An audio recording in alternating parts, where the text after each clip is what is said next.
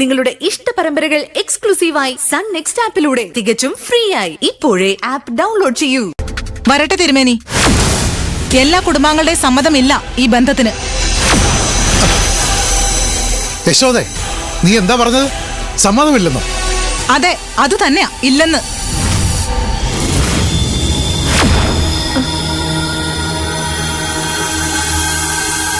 അത് പറയാൻ നിങ്ങളാരാ?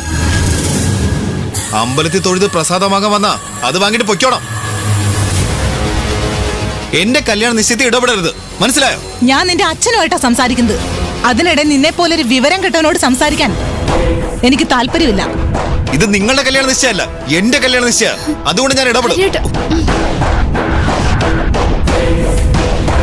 യശോദേ, ഹരികൃഷ്ണൻ എന്റെ മകനാ. അവന്റെ കല്യാണ നിശ്ചയത്തിന് ആരെയൊക്കെ പങ്കെടുപ്പിക്കണമെന്ന് തീരുമാനിക്കുന്നത് ഞാനാ. എന്റെ മകനെ വെറുതെ ദേഷ്യം പിടിപ്പിക്കരുത്, അത് പ്രശ്നമാവും. ഈ നാട്ടുകാരുടെ മുമ്പിൽ വെച്ച് നീ അപമാനിക്കപ്പെടും. അതിപ്പോ ഉണ്ടായല്ലോ ചേട്ടന്റെ പുന്നാര പുത്രന്റെ വക. നമ്മൾ തമ്മിൽ കുടുംബക്കാരാണോ അല്ലയോ എന്ന് ഈ നാട്ടുകാരുടെ മുന്നിൽ വെച്ച് പറയണം. അല്ലെങ്കിൽ കുടുംബാംഗങ്ങളുടെ സമ്മതത്തോടെയാണെന്ന് തിരുമേനി പറയരുത്. നിങ്ങളെങ്ങനെ എന്റെ കുടുംബാംഗമാവുന്നേ? വലിഞ്ഞു കയറി ഇങ്ങോട്ട് വന്നിട്ട് ഇവിടെ നിൽക്കുന്ന തിരുമേനിയെ പോലും അപമാനിക്കുന്നോ? ആരാ നിങ്ങളിപ്പോ കൊണ്ട് പറഞ്ഞു വെച്ചേ? നിങ്ങളുടെ അനിയൻ ആ രാജപ്രതാപനോ? അതോ അയാളുടെ ഓമന പുത്രി മനീഷയോ? മനീഷയാണെങ്കിൽ അവൾക്കുള്ള മുന്നറിയിപ്പ് ഞാൻ കൊടുത്തതാ. യശോദേ, ഈ ചടങ്ങിൽ പങ്കെടുക്കാനാണ് നീ വന്നതെങ്കിൽ നിനക്ക് അവിടെ ഇരിക്കാം. അതല്ല ഇത് മുടക്കാനാണ് ഭാവമെങ്കിൽ എനിക്ക് ചില തീരുമാനങ്ങൾ എടുക്കേണ്ടി വരും.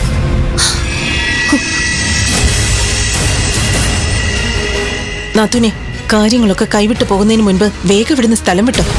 അല്ലെങ്കിൽ നാത്തൂന്റെ കവളും ഒരു കൈച്ചൂടറിയും.